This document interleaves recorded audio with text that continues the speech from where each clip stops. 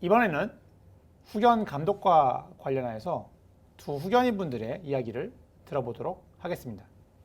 먼저 매월 안심센터에서 하는 후견 감독부터 말씀을 부탁드립니다. 네, 제가 활동하고 있는 의정부 치매 안심센터는 월 1회 사례 관리를 하고 있습니다. 매월 28일을 전후로 해서 사례 관리 회의는 월 정기 보고서, 또 지출 내역서, 활동 일지 등 3가지 보고서를 작성해서 같이 검토하는 방식으로 진행이 됩니다. 이때 피후견인에게 발생한 한 달 동안의 주요 사항을 같이 의논을 하고 어떻게 지원을 할지 고민을 하게 되는 거죠.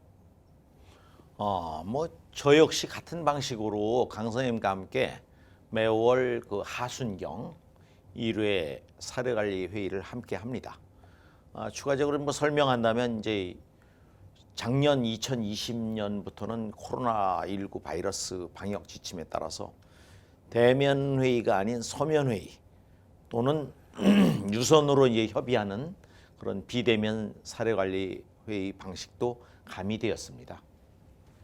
또 이제 피후견인이 시설을 변경하거나 이사를 가는 등 특이 사항이 이제 발생해서 별도 논의가 필요하다면 즉시 이제 특정 후견 감독인 역할을 수행하는 의정부 치매 안심센터 담당 주무관한테 연락해서 대책을 논의하고 지원하게 됩니다. 두 후견인분 말씀을 들으니까 굳이 제가 추가적으로 특정 후견 감독인 역할을 하는 치매 안심센터의 후견 감독 준수에 대해서는 더 드릴 말씀은 없는 것 같습니다. 그러면 바로 이어서 법원에 대한 후견 감독 준수에 대해서 이야기를 한번 들어볼까 하는데요. 네, 의정부 지방법원이 후견 사건에 관할 법원입니다. 각 후견 사건에 대해서 결정문 후견 사무 보고서를 특정 후견 감독인에게 제출하는 시점이 있습니다. 그 시점에 맞춰서 법원 형식으로 된 후견 사무소 사무 보고서를 작성하게 됩니다. 작년 6월에 보건복지부가 발간한 후견 사무 매뉴얼 자료가 후견 사무소 사무 보고서 작성에 많은 도움이 됐습니다. 물론 매월 작성해둔 월 정기 보고서 자료가 큰 도움이 되기도 했고요.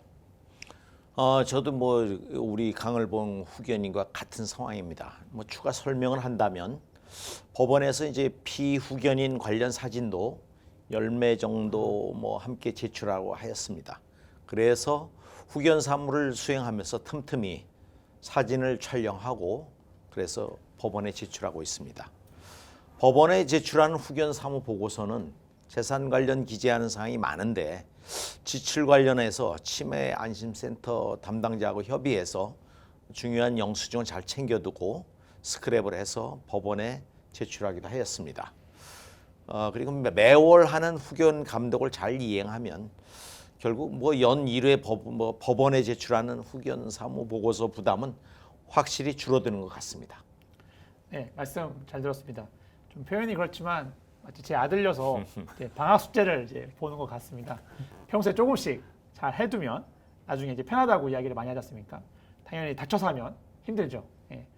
참고로 이제 후견인은 법원에 대해서 아까 이제 후견인 말씀하셨지만 결정문상 나와 있는 날짜에 맞춰서 연 1회 후견 사무 보고서를 작성해서 제출하는데요. 후견인이 직접 법원에 제출하는 건 아니고요. 후견인은 특정 후견 감독인으로 지정된 지자체, 그러니까 치매 안심센터에 후견 사무 보고서를 제출하고 그러면 후견 감독인 역할을 하는 안심센터가 후견 감독 사무 보고서 작성해서 함께 제출을 합니다.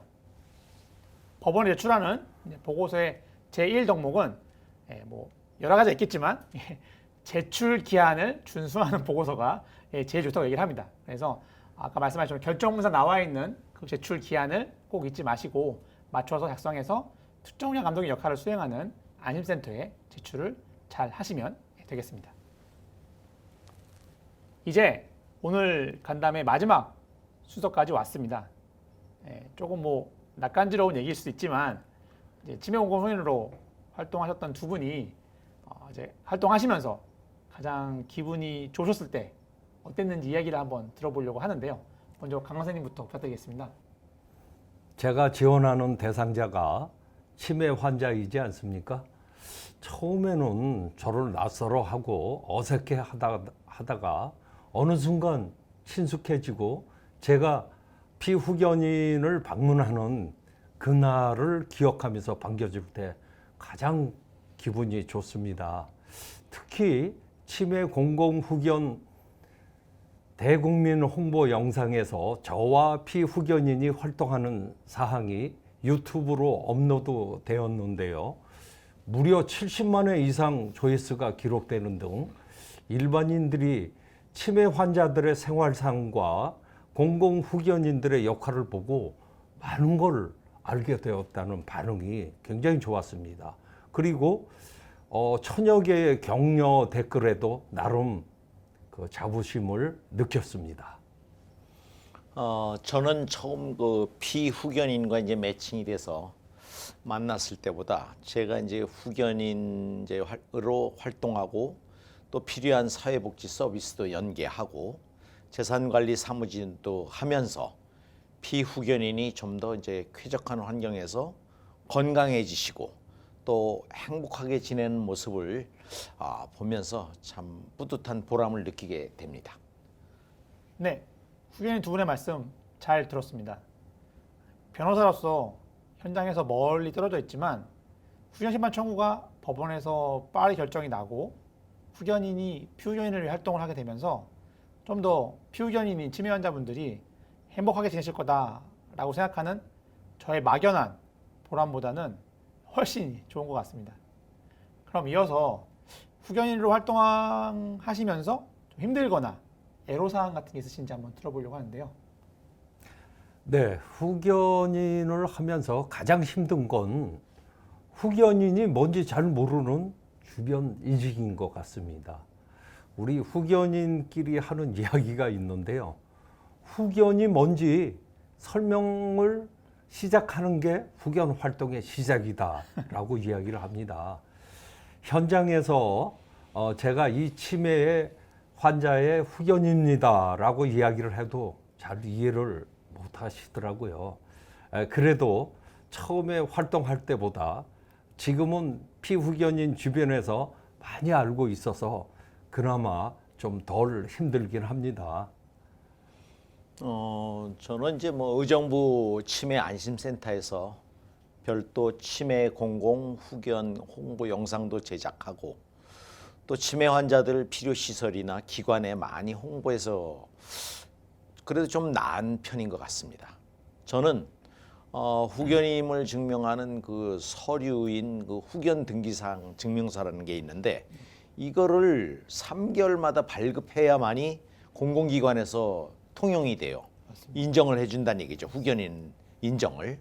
이게 참 번거로워요. 뭐 증명서로 이렇게 증으로 만들어주는 게 아니고 맨 A4 용지로 해서 이렇게 3개월마다 발급해야만이 은행이고 공공기관에서 통용이 된다는 게 좀 안타깝고요.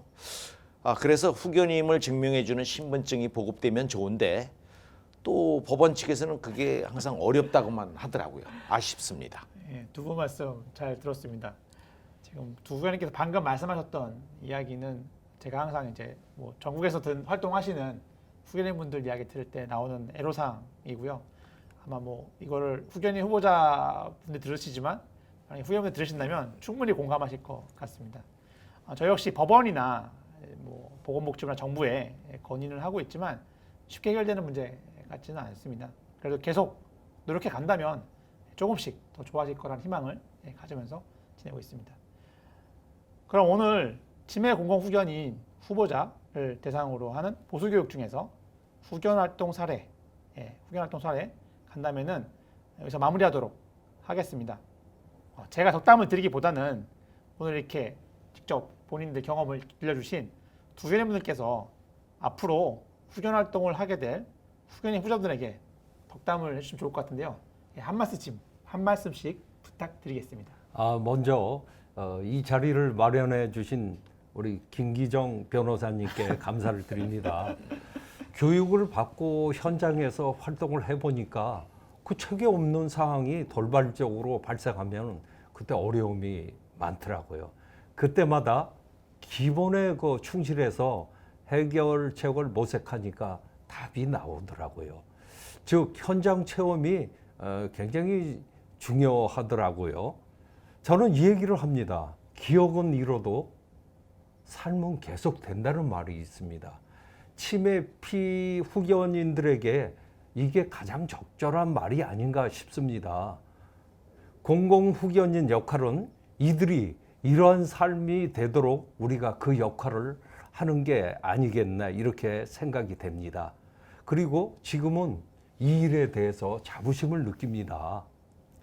후견인을 시작하는 분들에게 하고 싶은 말이 있다면 피후견인들이 뭘 생각하고 있고 내가 이분들을 위해서 무엇을 해줄 것인가에 대해서 준비하는 마음가짐이 보다 더 중요하다고 생각됩니다.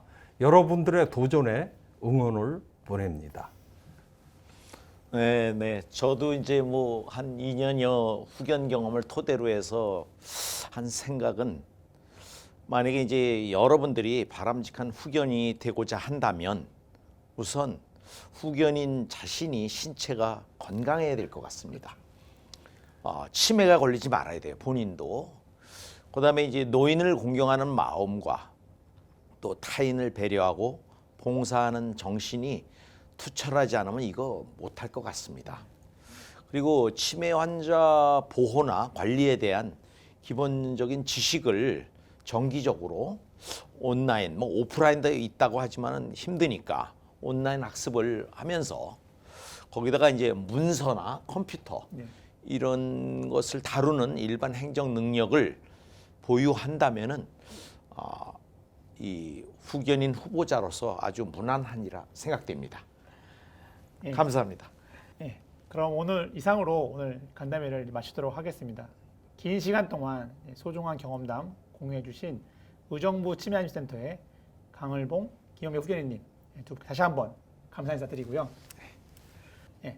또한 앞으로 치매 공공 후견인으로 활동하실 후견인 후보자분들도 긴 시간 교육 듣느라 고생하셨습니다.